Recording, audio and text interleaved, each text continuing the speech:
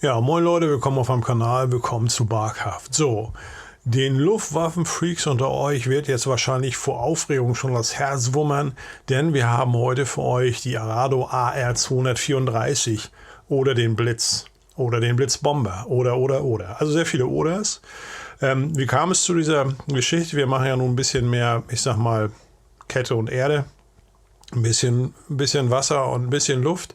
Aber in der Reihe der interessanten Flugzeuge war es auf jeden Fall für uns unheimlich wichtig, irgendwann auch mal diese Arado uns vorzuknöpfen. So, und was haben wir gemacht? Wir haben da so ein bisschen hin und her diskutiert und dann gucken wir ja, welcher von unseren Autoren da am besten, ja, wer da am besten für geeignet ist. Ich meine, sind alle gut und jeder hat so sein Steckenpferd.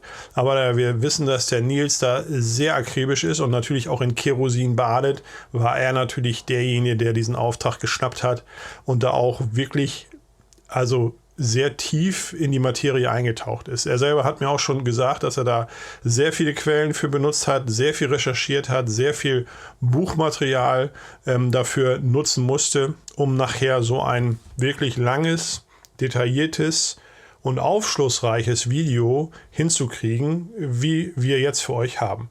Also der Nils hat natürlich den Text dazu gemacht. Ich lese das ja nur immer vor, mehr mache ich ja auch nicht. Und Alex hat sich dann hingesetzt und musste aus den ganzen Daten dann die Bilder zusammenbauen, was wirklich auch schwierig ist. Also es ist nicht immer nur der Autor, der wirklich einen super Job macht, sondern der Cutter mittlerweile bei den technischen Videos.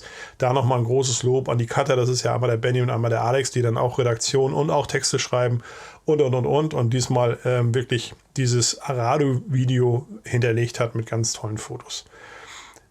Das ist natürlich wieder ein langes Video geworden, aber wir haben ja den Anspruch, dass was wir hier produzieren, soll ja dann auch auf YouTube seinesgleichen suchen.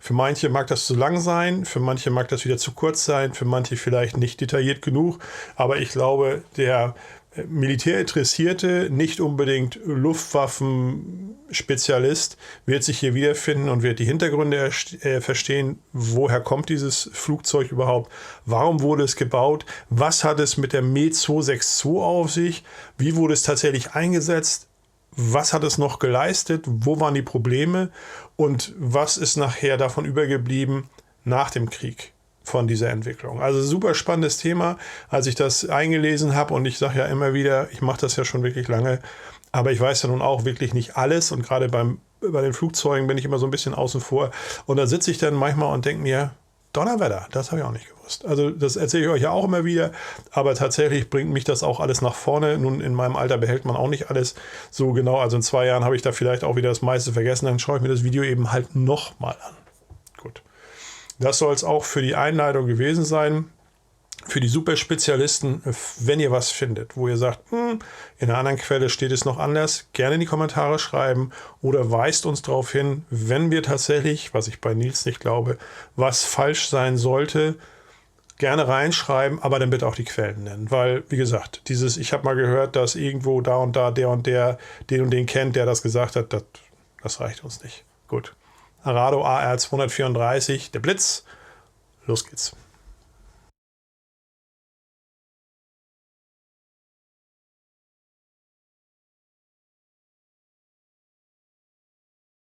So Freunde, bevor das jetzt hier losgeht mit der Arado AR 234 oder auch Blitz, kurze Information von unserem Autor, von dem Nils, der nun wirklich was los hat mit Luftfahrt. Und er hat nochmal erklärt, er hat in diesem Rahmen schon sein 5. Technikvideo gemacht für uns. Und für keines seiner Videos hat er so viele Quellen gefunden und genutzt wie für dieses Video. Das ist ja erstmal eine super Idee und hört sich wirklich gut an, aber er sagte auch, das war die größte Schwierigkeit, weil ganz viele Quellen voneinander abweichende Informationen hatten und somit musste sehr viel doppelt und dreifach geprüft werden, und das erforderte extrem viel Zeit, weil gerade Nils hat ja den Hang dazu, das wirklich perfekt zu machen, und deswegen war das wirklich sehr anspruchsvoll. Auch hier ist zu erwähnen, das ist ja eine parallele Entwicklung und der Bau zweier unterschiedlicher Varianten gegeben hat, und das war noch eine weitere große Herausforderung. Aber jetzt legen wir mal los mit der Vorgeschichte. Keine Ära der Flugzeugentwicklung zieht die Luftfahrtenthusiasten so sehr in ihren Bann wie die Entwicklung und der Bau der ersten Strahlflugzeuge der Welt. Eine besondere Stellung nimmt hierbei die elegant gezeichnete Arado AR 234 ein. Der erste in Serie gefertigte Bomber mit Jetantrieb, dessen Entwicklung aber mit der Ausschreibung für eine völlig andere Flugzeuggattung begann, ein Aufklärer. Hierzu kommen wir aber noch. Jetzt erstmal der Blick auf die Konkurrenz. Und das bringt uns zu vergleichbaren Projekten im In- und im Ausland. Ja, um vergleichbare Typen zu finden, muss man sich erst einmal vom Strahlantrieb lösen und sich auf schnelle zweimotorige Flugzeuge konzentrieren. Schauen wir zunächst ins Ausland, was es dort für Projekte mit zwei Motoren im gleichen Zeitraum gab. Das bekannteste dürfte aus Großbritannien kommen und war aus Holz gefertigt, die de Havilland DH98 Mosquito. Angetrieben von zwei Rolls-Royce Merlin machte sie am 25.11.1940 ihren Erstflug. Die Aufklärerversion war gänzlich unbewaffnet und erreichte eine Höchstgeschwindigkeit von 615 Kilometer pro Stunde. Hier eingeblendet seht ihr mal die Leistungs- und Eckdaten. Obwohl wir uns zuvor vom Strahlantrieb distanziert haben, taucht in Recherche doch das erste einsatzfähige strahlgetriebene Flugzeug der Alliierten auf, die Gloster Meteor. Eigentlich, wie viele andere Beobachter, als Jäger konzipiert, absolvierte sie am 5.3.1943 ihren Erstflug. Die Aufklärerversion FR5 basierte auf der F4 und wurde nach dem Krieg gebaut. Sie hat im Vergleich zu den vorherigen Versionen unter anderem stärkere Triebwerke mit je 15,5 kN Schub, welche sie auf eine Höchstgeschwindigkeit von 930 km/h beschleunigte. Zum Vergleich, die F1 hatte 2 x 7,6 kN Schub und erreichte lediglich 660 km/h. Hier auch nochmal eingeblendet die Daten der F1. Auch die US Air Force hatte einen Aufklärer, der auf einem Jäger basierte, den berühmten Gabelschwanzteufel oder korrekter die Lockheed P-38. Ein Langstreckenjäger, der in der Beobachterversion F4 hieß und unbewaffnet war. Die Ursprungsversion machte am 27.01.1939 ihren Erstflug.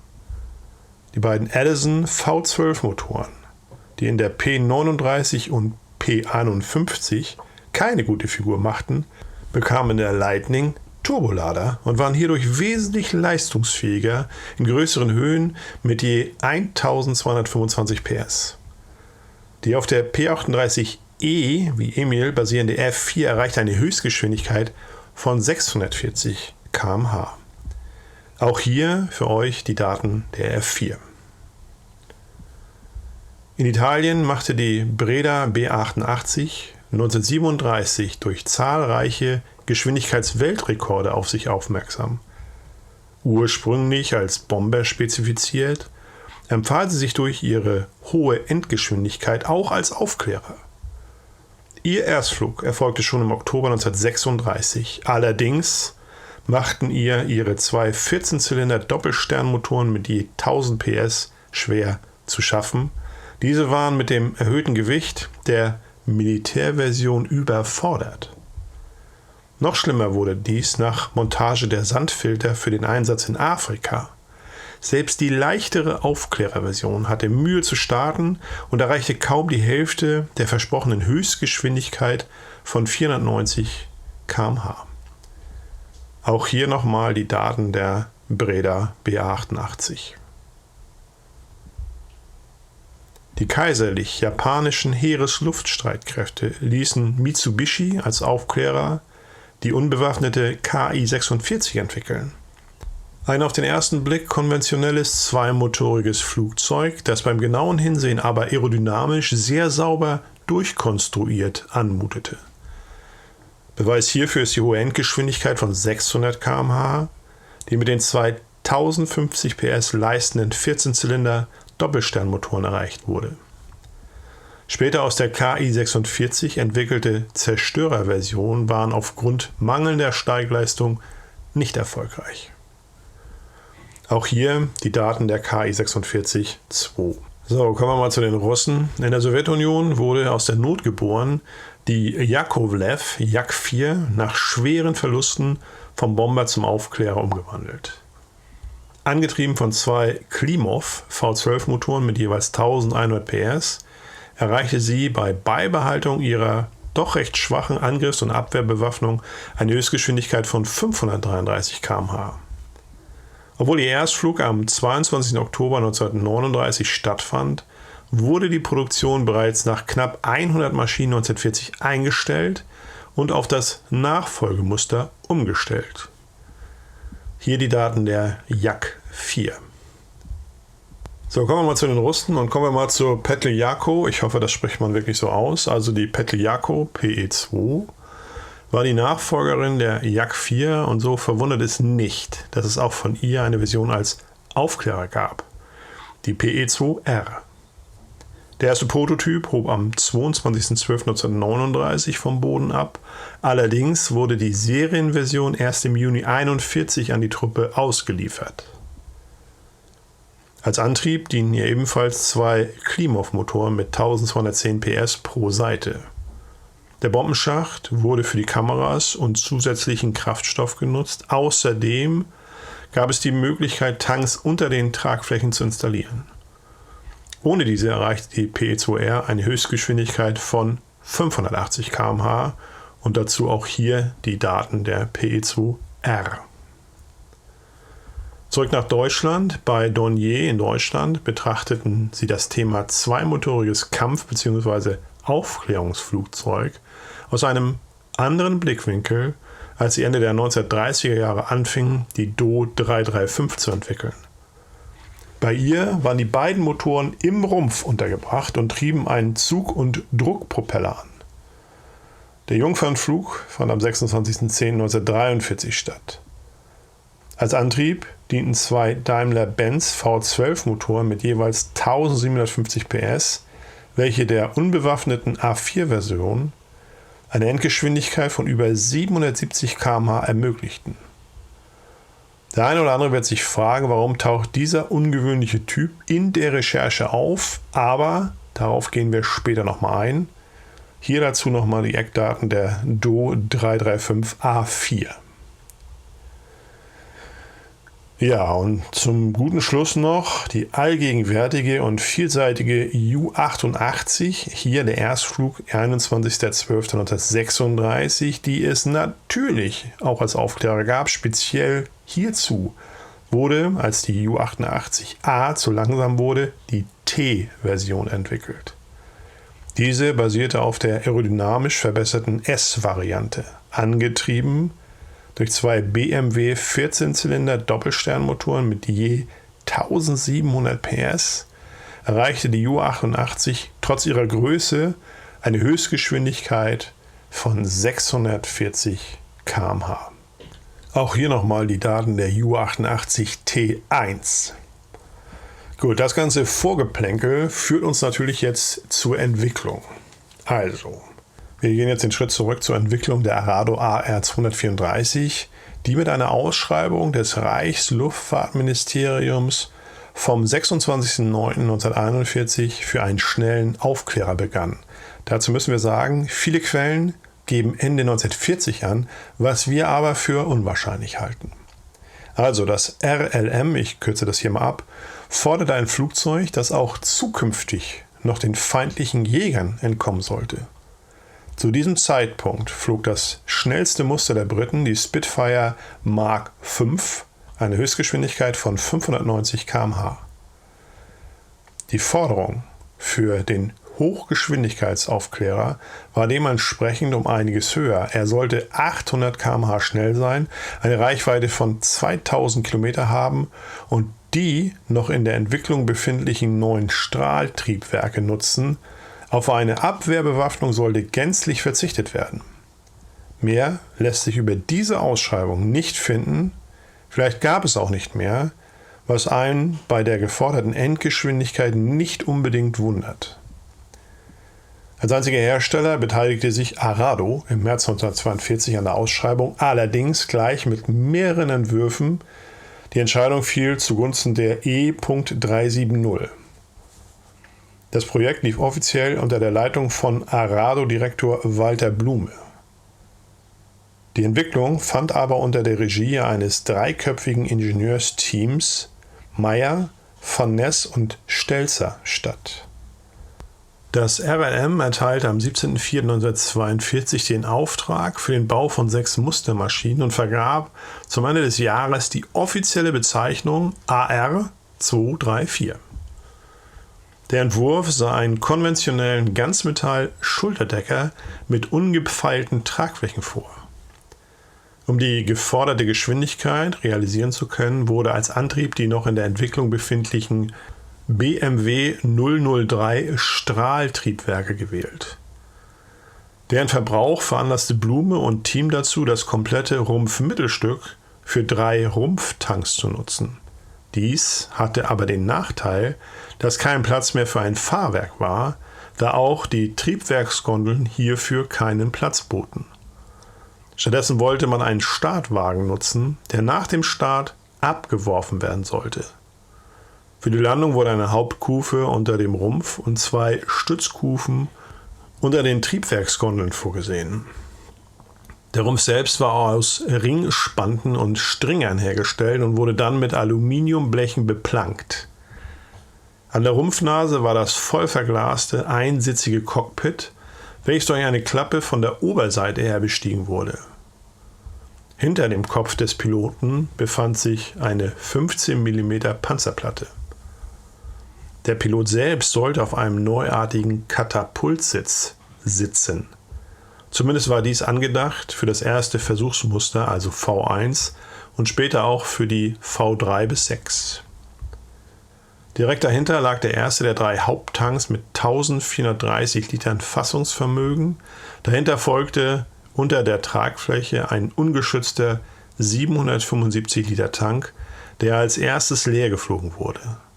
Danach kam der dritte und größte Tank mit 1540 Litern, der genau wie der erste durch einen SG-Behälter geschützt wurde. Zwischen dem dritten Kraftstoffbehälter und dem Leitwerk war Platz für 2 Reihenbildkameras in verschiedenen Ausführungen. Die Tragflächen waren zweiholmig ausgelegt und schlossen, wie bei einem Schulterdecker üblich, an die nach oben offenen Spanten an. Die Triebwerke hingen mit etwa 2 Meter Abstand zur Rumpfmittelachse direkt unterhalb des Tragwerks. Die Verkleidung wurde fließend in das Tragflächenprofil integriert. Das Leitwerk war in Normalkonfiguration ausgelegt.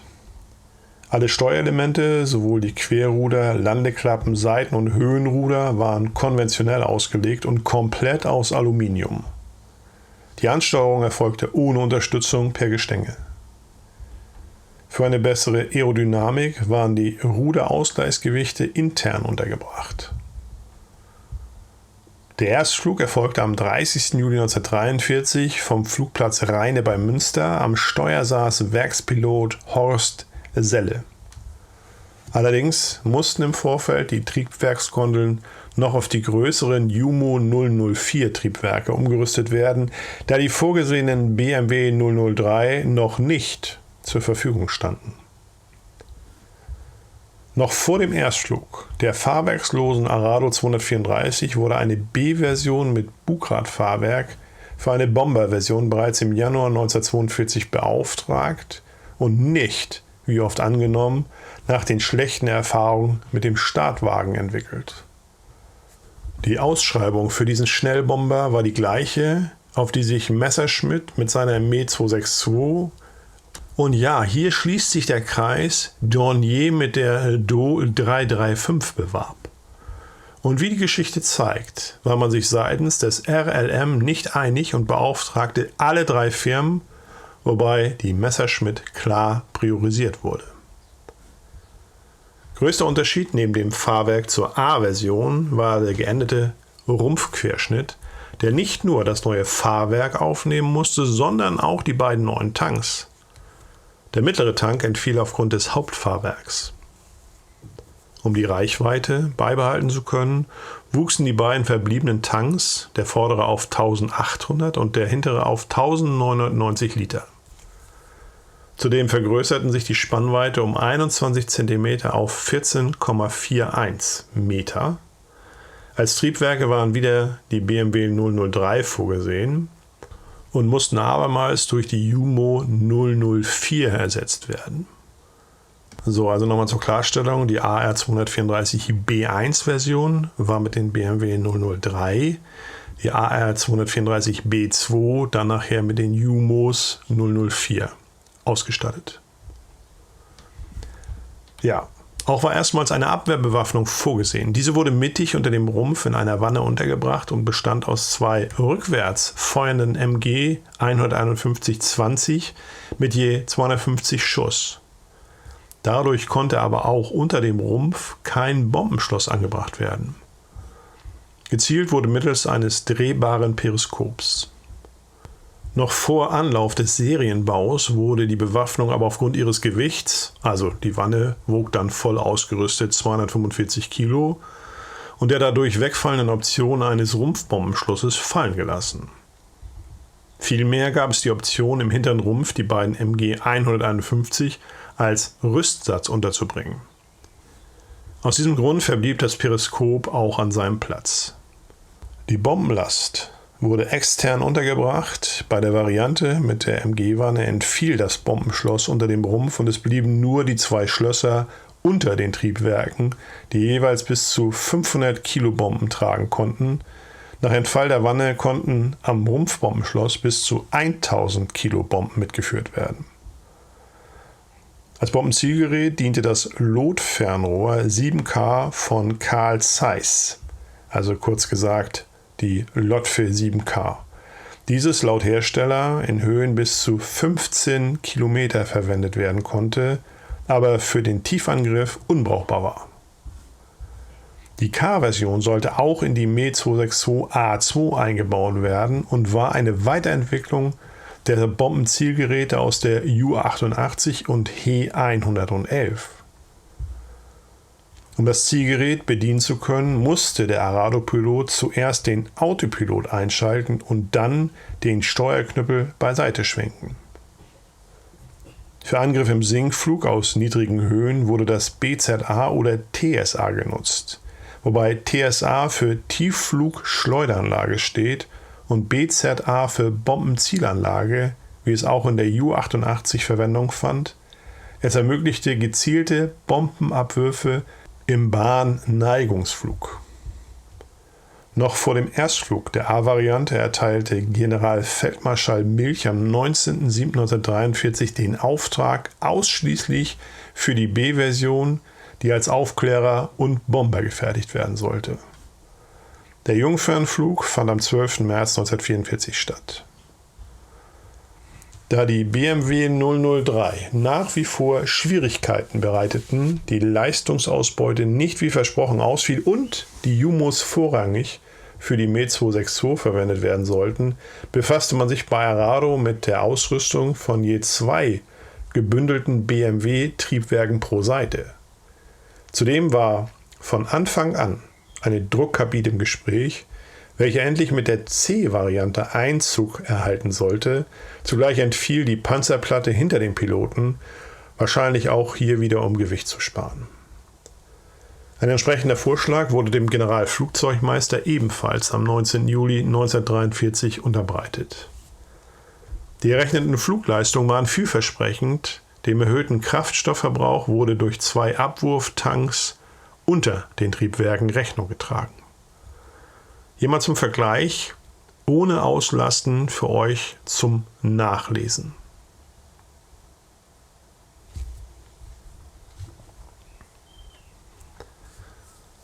Die in Aussicht gestellten Leistungen der C2 waren vielleicht etwas optimistisch, aber ließen trotzdem eine enorme Steigerung der Flugleistung erkennen.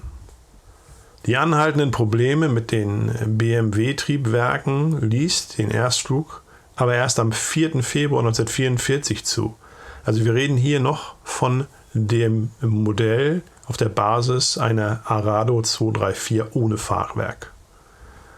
Bis dahin war die C2 aber schon nicht mehr aktuell. Das RLM bevorzugte die C3 mit Angriffs- und Abwehrbewaffnung. Also wieder mal je 2 mal MG 15120 sowie einer vergrößerten Funksprechanlage. Dadurch wuchs das Abfluggewicht auf 11.350 Kilogramm und die Höchstgeschwindigkeit sank auf 890 km/h. Für das Fahrwerk war dadurch das Limit erreicht und wir belassen es hier auch bei diesen 4 Versionen und den Unterschied der Hauptversion. So, das bringt uns alles zur Flugerprobung. Den Jungfernflug der Arado 234 A0 in Klammern V1 führte, wie bereits erwähnt, Horst Selle durch, der am 30. Juli 1943 um 20.02 Uhr in Rheine abhob. Der Flug dauerte 14 Minuten und Selle lobte den im Vergleich zu Kolbentriebwerken leisen und nahezu vibrationsfreien Lauf der Turbinen. In einer Höhe von 600 Meter wurde der Startwagen abgeworfen und ging zu Bruch, da der Fallschirm nicht rechtzeitig auslöste. Die Maschine selbst war stark kopflastig, ließ sich aber trotzdem steuern und zeigte befriedigende Wirkungen aller Ruder und eine gute Stabilität um alle Achsen. Hervorgehoben wurde dabei die außergewöhnlich gute Wirksamkeit der Querruder und die damit einhergehende Wendigkeit, die damit den Ansprüchen eines Jagdflugzeuges genügte. Die Landung auf den Kufen bereitete keinerlei Probleme. Schon beim dritten Flug ging die V1 durch doppelten Triebwerksausfall während der Notlandung am 29. August 1943 irreparabel zu Bruch. Noch schlimmer kam es, als die V2 am 2. Oktober des gleichen Jahres beim Testflug einen Triebwerksausfall erlitt und abstürzte. Pilot Selle konnte sich nicht mehr retten. Dadurch verlor Arado seinen letzten Testpiloten, der zugleich auch eine Ingenieursausbildung hatte. Die Flugerprobung wurde trotzdem weitergeführt und immer wieder stellten sich die Triebwerke als Schwachpunkt heraus. Als nahezu unverzichtbar beim Start erwiesen sich die sogenannten Rauchgeräte vom Typ Walter HWK, also Helmut Walter Kiel, 109 bis 500, die links und rechts unter den Tragflächen für zusätzlichen Schub 2x500 Kilopoint während des Starts sorgten und danach abgeworfen wurden und per Fallschirm zur Erde sanken. Das Starten auf dem Wagen machte bis auf gelegentlich klemmende Schlösser wenig Probleme, aber nach der Landung zeigte sich, dass die Entscheidung zugunsten der B-Version mit herkömmlichem Fahrwerk die richtige war. Abgesehen von den Problemen beim Start konnten gelandete Maschinen nicht aus eigener Kraft die Landebahn verlassen und blockierten diese so lange, bis sie durch das Bodenpersonal weggeschleppt wurden. Danach mussten sie aufwendig durch einen Kran wieder auf ihren Startwagen gehoben werden. Eine lange und aufwendige Prozedur und das bei der herrschenden Kriegslage also suboptimal. Zudem öffnete der Bremsfallschirm nicht immer zuverlässig und der Startwagen schoss dann mit unverminderter Geschwindigkeit über die Startbahn und das Flugplatzgelände hinaus über eine öffentliche Straße. Es kam angeblich auch zu Beinahe-Unfällen. Die Straße wurde dann für den Zeitraum des Startes geschlossen. Später auch zerstört. Ja, zudem besaßen einige Maschinen mit Kufenlandevorrichtung sogenannte Katapultbeschläge, da man es anfangs in Betracht gezogen hatte, die Arado von Katapult starten zu lassen. Dies blieb aber eine ungenutzte Möglichkeit und wurde spätestens mit der Entscheidung, die Serienversion ausschließlich mit Fahrwerk zu bauen, verworfen. Die V9 bis V14 mit 2x Jumo 004 und Einziehfahrwerk dienen zur Erprobung der Serienversion, B-Variante, wobei V10 bis V14 den neuen Einheitssitz für Kampfflugzeuge erhalten sollte. Den Erstflug mit der V9 führte Johan Ubbo Jansen am 12.03.1944 durch. Auf das Problem mit oft beschädigten Landebahnen und der langen Rollstrecke, die die Arado mit Fahrwerk benötigte, reagierte man mit einem Bremsfallschirm im Heck, der bei Bedarf ausgelöst werden konnte und somit die Landestrecke um 500 bis 600 Meter verkürzte. Zu erkennen an der Schlaufe am unteren Rumpfheck. Zur Erprobung der vierstrahligen Version mit dem BMW 003 dienten die V6 und 8 noch ohne eigenes Fahrwerk. Dafür wurde die V13 mit Fahrwerk und 4 Strahltriebwerken umgerüstet und war somit die erste Version der C-Serie. Der Erstflug erfolgte durch Günther Eheim am 4. September 1944 und endete gleich mit einer Bruchlandung im Acker, da ein Triebwerk Feuer gefangen hatte und auch das zweite sofort brannte, auf welcher Seite ist leider nicht bekannt. Eheim kam mit dem Schrecken davon. Als Abschluss des Kapitels der Flugerprobung, die bis zum Ende des Krieges weitergeführt wurde, wollen wir noch von einem Vergleichsfliegen zwischen der AR-234B und der Me 262 während einer Flugvorführung in Rechlin am 12. und 13. Juni berichten. Noch vor dem Flug fiel den beteiligten Personen des RLM und auch den Abgesandten der Messerschmitt-Werke auf, dass die AR-234 wesentlich besser verarbeitet war als die Schwalbe und obwohl größer und schwerer, konnte sie die 262 problemlos im Flug auskurven. Einziger Vorteil der Messerschmitt war die um die etwa 100 km/h höhere Endgeschwindigkeit. So, das alles bringt uns zu den technischen Besonderheiten. Dreiachsen-Autopilot in Kombination mit dem Bombenvisier. Die Partin-3-Rudersteuerung, auch als FL-XXX Einheits-Dreiachsensteuerung bekannt, war eine kreiselstabilisierende Dreirudersteuerung, ähnlich der Zieleinrichtung des Mistelgespanns. Dabei wurde die Flugrichtung in Bezug zum Horizont bestimmt, bei Wahrung der Querachsenlage. Abweichungen und Störungen wurden durch diese Anlage ausgeglichen. Bei einem Bombenangriff sollte der Pilot die automatische Steuerung einschalten, den Steuerknüppel beiseite klappen und mit Hilfe des Lotfi 7K, das mit dem Autopiloten gekoppelt war, per Knopfsteuerung über das Ziel steuern. Diese Möglichkeit wurde aber von den Piloten nicht gerne genutzt, da während dieser Zeit der rückwärtige Raum unbeobachtet blieb und die Arado ein leichtes Ziel bot.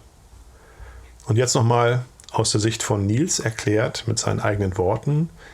Jeder, der ein Gyroskop kennt, kennt die darin wirkenden Kreiselkräfte. Diese wirken natürlich auch in der kreiselstabilisierten automatischen Steuerung. Fängt das Flugzeug sich nach dem Aussteuern und dem Einschalten der automatischen Steuerung an, um eine oder mehrere Achsen zu bewegen, bleibt der Kreisel trotzdem in seiner Lage und kann in die Steuerung der Ruder einen Gegenimpuls geben und somit das Flugzeug wieder auf seinen avisierten Kurs bringen. Kommen wir zum Katapultsitz. Aufgrund der immer höher werdenden Geschwindigkeiten der Flugzeuge im Verlauf des Krieges stiegen die Anzahl der bei Notausstiegen verletzten oder tödlich verunglückten Piloten stark an. Wie schon im DO335 Technikvideo erwähnt, sollten alle Neuentwicklungen in Deutschland ab 42 über einen Schleudersitz verfügen. Für die Arado war ein Einheitsschleudersitz vorgesehen, der aber niemals in einen einzigen Blitz eingebaut worden ist, auch wenn immer wieder Berichte auftauchen, die dies behaupten. Untersuchungen ergeben, dass der Aufwand zur Umrüstung des Cockpits auf einen Schleudersitz viel zu groß gewesen wäre. Richtig ist, wenn der Pilot während des Fluges aussteigen wollte bzw. musste, sprengte er die Einstiegsluke über sich ab und musste herausklettern, um seinen Sitzfallschirm zu nutzen. Kommen wir zum Startwagen. Es gab mehrere Versionen des Startwagens. Wir erläutern hier nur kurz die beiden wichtigsten Varianten. Die Gemeinsamkeit war bei allen, dass sie wie ein Bugradfahrwerk aufgebaut und abwerfbar waren.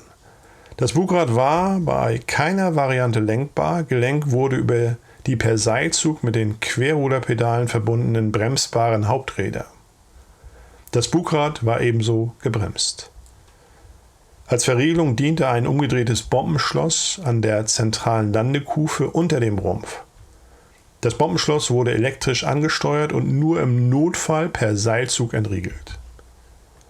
Die erste Version wurde unter die AR-234 V1 montiert und stützte sie an 3 Punkten ab, davon 2 am Rumpf und die Hauptlast über das Bombenschloss an der Hauptkufe. Nach dem Start wurde der Startwagen in einer Höhe von 500 bis 600 Meter abgeworfen. Dann sollten sich aus 2 Behältern am Hauptholm 2 Fallschirme öffnen und den Startwagen zu Boden schweben lassen. Betonung hier liegt auf sollte. Das klappt in der Praxis nie und so wurde diese Variante nach 2 Fehlversuchen nicht weiter erprobt. Die zweite Variante stützte sich an den Hilfskufen unter den Triebwerken und der Hauptkufe ab und erreichte dadurch eine wesentlich bessere Stabilität als Version Nummer 1. Ausgeklinkt wurde direkt nach dem Start in 1 bis 2 Meter Höhe, sodass nur noch ein Fallschirm zum Abbremsen gebraucht wurde. Übrigens als Anmerkung, die beiden hinteren Räder waren baugleich mit denen der Do 335. Das alles bringt uns zu den Strahltriebwerken.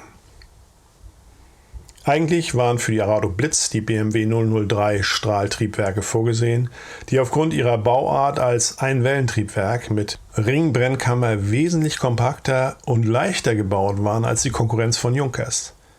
Der rechnete Schub lag bei 600 Kilopoint.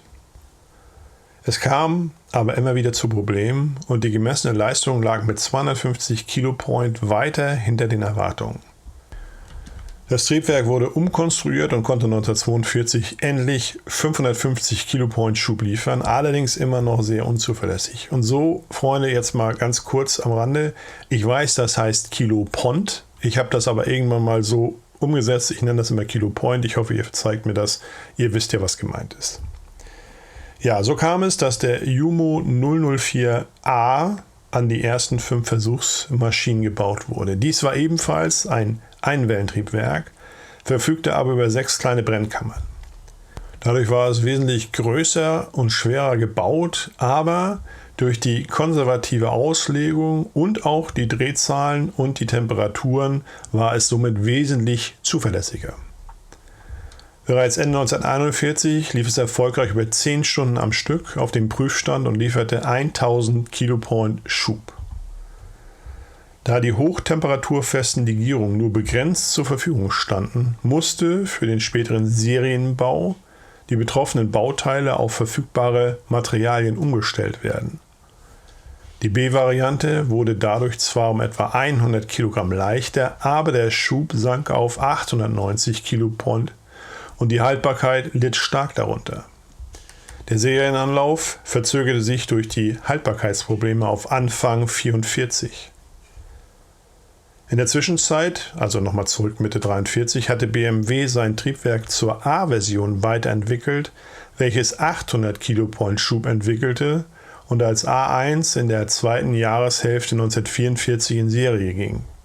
Aber auch BMW musste eine Materialsparversion bauen, die als A2 zum Ende des Krieges in Serie ging. Hier auch nochmal die technischen Daten. So, das alles bringt uns zum Flak-Kenngerät FUK 25A. Wie viele Kampfflugzeuge der deutschen Luftwaffe ab 1941 verfügte die Arado 234 über das Flugzeug-Bordfunkgerät FUG 25A Erstling. Es diente dazu, den eigenen Radarstationen eine Freund-Feind-Erkennung zu ermöglichen. Das Erstlingskennungsgerät wurde von der Bodenstation aktiviert, indem die Impulswiederholfrequenz von 3750 Hertz auf 5000 Hertz umgeschaltet wurde. Das Gerät antwortete daraufhin der Radarstation auf 156 Megahertz mit einem einprogrammierten Morsecode. Zusätzlich waren für den Einsatz zusammen mit Würzburg-Geräten Zusatzgeräte wie ein Abfragesender, also das Q-Gerät, und Erkennungsempfänger Gemse erforderlich. Die Reichweite betrug etwa 270 Kilometer. Wie aus einem Agentenfilm mutet die eingebaute Selbstzerstörung mittels eines Sprengsatzes an, um das Gerät nicht in Feindeshand gelangen zu lassen.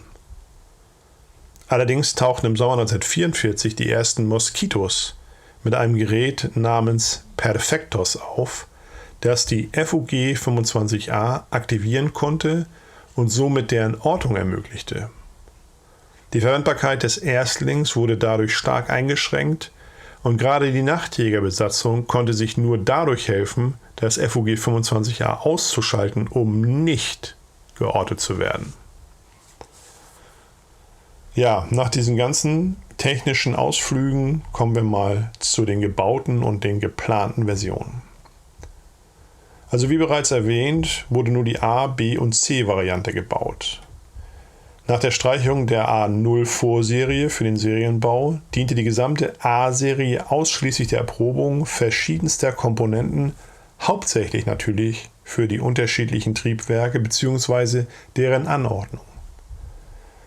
Die ersten 5 Serienmaschinen wurden im Juli und 10 weitere im August 1944 ausgeliefert.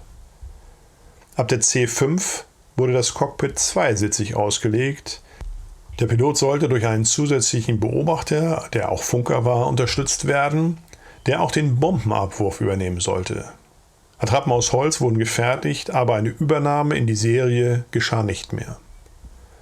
Zudem gab es noch eine Nachtjäger-Version basierend auf der B2 mit einem zweiten Besatzungsmitglied als Messfunker, der hinter dem zweiten Tank untergebracht wurde und entgegen der Flugrichtung saß. Es befanden sich mehrere Musterflugzeuge im Bau, von denen auch ein paar erprobt wurden. Als Bewaffnung dienten 2 Mk-108 und ein MG 151-20. Geplant waren ebenso Versionen als Jäger, Zerstörer und Mistel. Am interessantesten war aber die Entwicklung neuer Tragflächen. Dies war notwendig, um die zu erwartenden hohen Geschwindigkeiten, die mit neuen Triebwerken erreicht werden sollten, auch beherrschbar zu machen.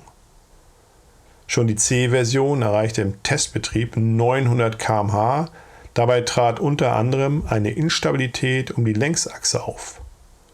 Vermutlich waren auch die Tragflächen in ihrer Form und Profil nicht für höhere Geschwindigkeiten geeignet, da Versuchspilot Günther Eheim während eines Testfluges mit der V19 in 8000 Meter Höhe bei etwa 900 km/h von einem wild schüttelnden Flugzeug berichtete, welches sich schlagartig auf den Kopf drehte.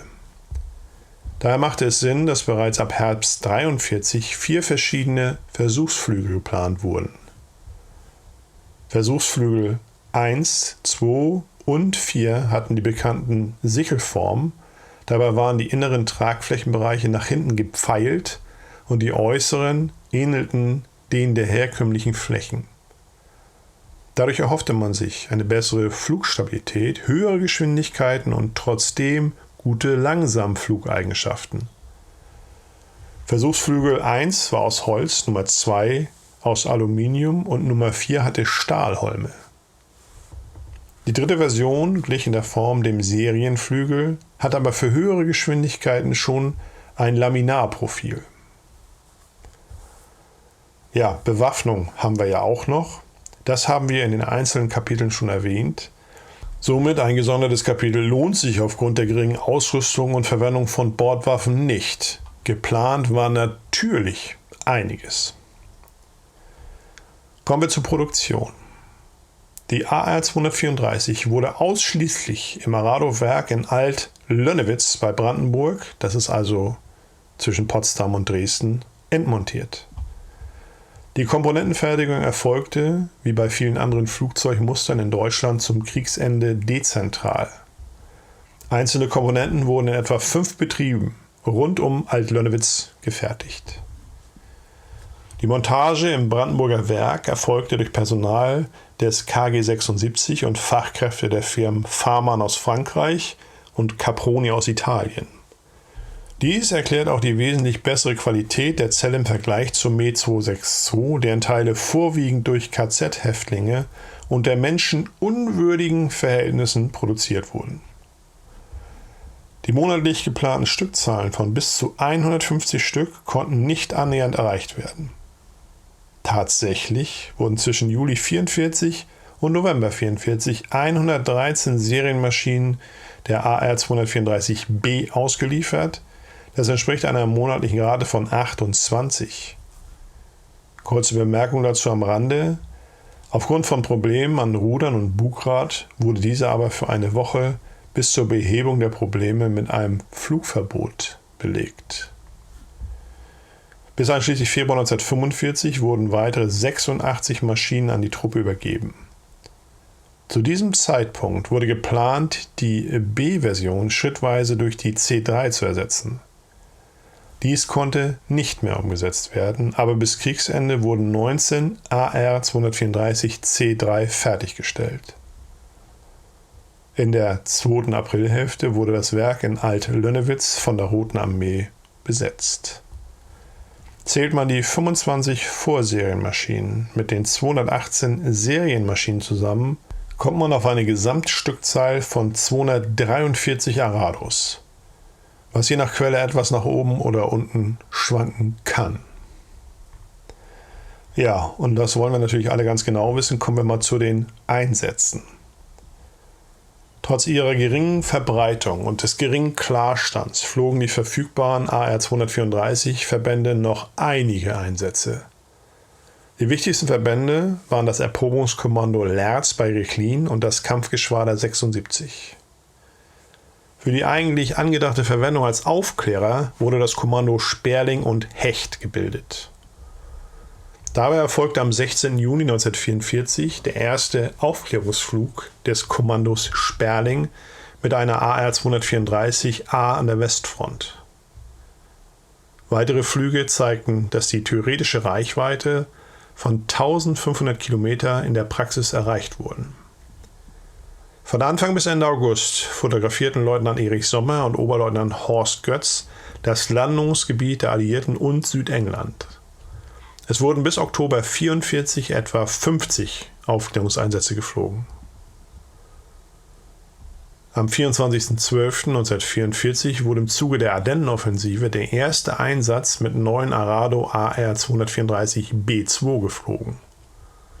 Die Bomber des Kampfgeschwaders 76 griffen in Lüttich erfolgreich Bahnanlagen an. Auch in den darauffolgenden Tagen griffen vereinzelt Blitzverbände immer wieder in das Kampfgeschehen ein.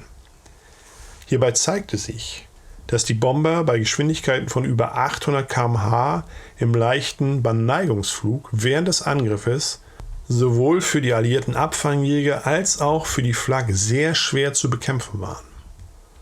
Bereits am 27.12. versuchten deswegen ein Verband aus Hawker Tempest, die Arados während des Landeanflugs abzufangen. Dabei ging ein Bomber von 8 zu Bruch, allerdings ohne Personenschaden. Insgesamt wurden etwa 30 Einsätze während der Ardennenoffensive geflogen. Vom 9. bis 14. März 1945 war die Brücke von Remagen das Hauptziel für die AR-234B der 3. Gruppe Kampfgeschwader 76, aber alle Bomben verfehlten ihr Ziel. Es erfolgten noch vereinzelte Angriffe im Raum Berlin und Norddeutschland. Am 10. April 1945 flog letztmals ein Luftwaffenaufklärer über England. Der letzte Einsatz einer AR-234 fand am 3. Mai 1945 bei Bremervörde statt. So, nach so viel technischen Informationen kommt schon Rauch aus euren Ohren, aber wenn wir es machen, machen wir es richtig, kommen wir zum Fazit. Die Arado 234 mag einen auf den ersten Blick für eines der ersten Strahlflugzeuge sehr konventionell erscheinen, aber vielleicht machte dieses einfache Design den Weg für viele gute Detaillösungen frei, wie die Kopplung vom Lotfe und Autopiloten oder dem Bremsfallschirm. Klar erkennt man am schlanken Rumpf, dem Ein-Personen-Cockpit und durch die außenliegenden Bombenschlösser, dass dieses Flugzeug nicht als Bomber konzipiert wurde. Bei der Mitnahme einer 500-Kilo-Bombe sank die Geschwindigkeit im Bereich der alliierten Abfangjäger. Trotzdem war sie nach dem Abwurf der Außenlast schnell genug, sich durch ihre dann wieder gestiegene Endgeschwindigkeit allen feindlichen Jägern zu entziehen. Ihre Steiggeschwindigkeit auf 8000 Meter in 6 Minuten bei vollem Schub tat ihr Übriges dazu bei. Zum Vergleich, eine P51D Mustang schaffte es in der gleichen Zeit auf 6100 Meter. Wenn eine Arado abgeschossen wurde, war entweder ein Triebwerk defekt oder sie befand sich im Landeanflug, aber dieses Schicksal teilte sie sich nicht alleine. Das Kriegsende verhinderte die Weiterentwicklung zu einem Zweisitzer mit gepfeilten Tragflächen und Profilen, die eine Geschwindigkeit von über 900 km/h erlaubt hätten. War sie denn wirklich der einzige Schnellbomber? Streng genommen nicht. Die Do 335 war mit Bombenlast wesentlich schneller, eine Tu-2 ähnlich schnell und auch andere zweimotorige Muster wären mit wenig Aufwand in der Lage gewesen, mit internen Bombenlasten die Geschwindigkeit der Blitz zu erreichen. Aber diese Flugzeuge wären damit am Ende ihres Entwicklungspotenzials gewesen, die Arado gerade erst am Anfang. Deshalb steht sie zu Recht für den Beginn der Ära der strahlgetriebenen Kampfflugzeuge.